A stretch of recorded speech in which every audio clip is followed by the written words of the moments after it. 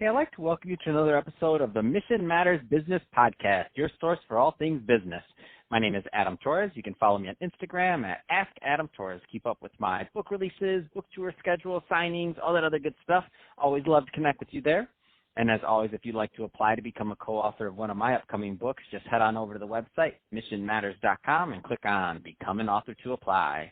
All right, so today I have Kristi Royse on the line, and she's CEO over at KLR Consulting. Kristi, welcome to the show. Thanks, Adam. So excited to get into today's topic. So how leaders build trust, improve team performance. But before we do that, let's get a little bit further into what you're doing over at KLR Consulting. Tell us a little bit more about the company, please. Wow.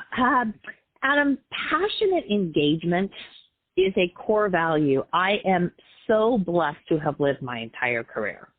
Basically, I was CEO at a major company when I had this aha moment, and I realized that if I combined my own leadership expertise with my passion about leadership, I could teach others how to improve their leadership and team skills. So for the last 40 years, really until old, I've been passionately engaged in building strong leaders, teams, and healthy organizations. And I've collected so many best and worst practices that I am passionate about sharing them with the world. Oh, that's amazing. And that's why you're the person I want on this podcast talking about today's subject. So how leaders build trust to improve team performance. Where do you want to start with that one? Gosh, well, it really starts with communicating and collaborating. And of course, this requires building and improving trust, which to me is one of the most critical elements that leaders have to do well. Well, to be honest, take the lead on. They have to understand what it is, why it is so important that they can model it for their teams.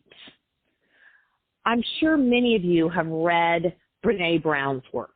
And she talks so much about vulnerability and the importance of vulnerability. And unfortunately, it's arduous for people to feel vulnerable. But as a leader, they need to step up to the plate and make certain that they are leading by example and showing what really vulnerability is that leads to truly excellent teams. Where do you think that a lot of leaders kind of make mistakes along this path? Oh, great question. And one of the big mistakes I see is leaders do not understand the transition to move from management to leadership. And they spend a lot more time doing than leading. Patrick Lencioni just wrote a brand new book. I think it's been out for maybe 3 weeks now. It's called The Motive. And what he talks so much about in this book that I so align with is that not everybody should be a leader. If you are in the leadership role for a reward, you shouldn't be doing it. Leaders need to be in their roles to give.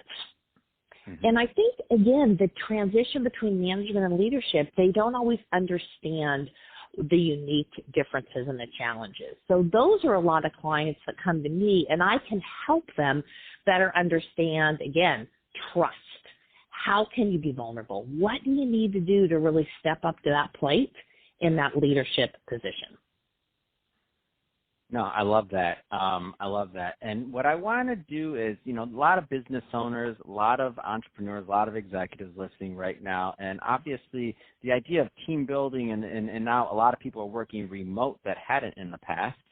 What kind of tips would you give to these leaders out here that are now faced with a new way, a new leadership, let's say, challenge that they maybe haven't been in the past, and relating back to team performance, just kind of keeping up team performance all at the same time? Because you've seen, and the reason I ask you this question is because, as you mentioned, you've been in this space for 40 years, so you've seen this happen through many, many cycles. Not the exact thing that's happening now, but you were there in 2008, you were there in 2002. I mean, you've seen these different challenges. So what kind of tips would you give to those leaders out there that are listening to this right now?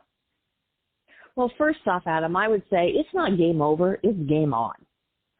And I think once we get through this hopefully small transition of figuring out how people can work effectively from their home offices. It's not any different, to be honest. I guess what really pops out at me more than anything else is you have got to increase communication as a leader.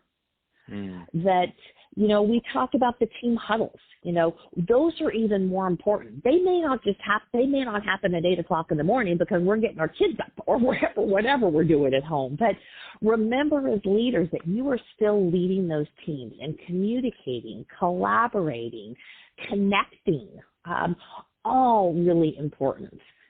I talk a lot about in my work what we call the 4 C's.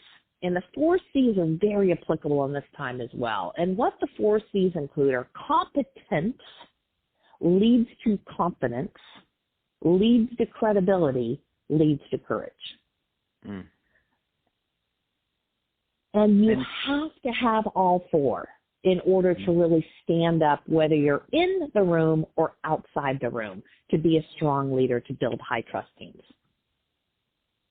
Yeah, and I think that the idea of high trust right now is a big deal. Like, it's a big deal because obviously a lot of people are shaken by what's going on. Everybody's affected, so it's a big deal. And I love the fact that you said it's game on. So when you said that, I'm like, because I wanted to hear from you that it was just like where your mind was at with this. And I feel the same way, but I've not been working in that space for the amount of time that you have. So I'm not claiming I have that same expertise.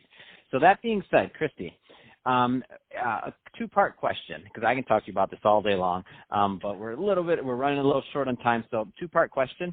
The first part is, what kind of companies, what kind of executives, like what's typically a good fit to work with your consulting group? And it's first part of the question. And then second part of the question is, what's the best way for people to reach out? Thanks, Adam. Well, I would say number 1 would be any manager or leader who is really looking to build excellence in themselves and excellence in their teams. I think every company should have what we've heard the title before, a CRO. They need to be a chief reminder officer. So really thinking about how do they build excellence, especially in this time, and how are they reminding people what's important. Secondly, would be teams who just want to increase their communication, their collaboration, and their trust.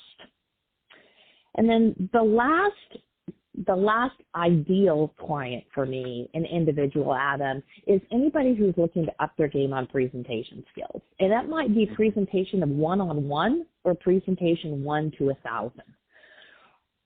How you show up to that plate in every conversation is the key to building your trust and your success. That's awesome. Well, hey, Kristi, it's been great having you on the show today. Really appreciate you coming on and sharing more about your background and all the great work that you're doing over at KLR Consulting, but of course also on how you are teaching people how to build trust and improve team performance. So, all great stuff there. And to the audience, as always, thank you for tuning in. Hope you got a lot of value out of this. If you did, don't forget to subscribe to the podcast, leave me a review on the Apple iTunes Store. If you're watching this on our YouTube channel, Mission Matters Business, definitely give us a subscribe there, but also leave us some comments in the video section. Let us know what kind of things you're working on. I'd love to know what kind of projects you got on your plate. And Kristi, thank you again for coming on the show.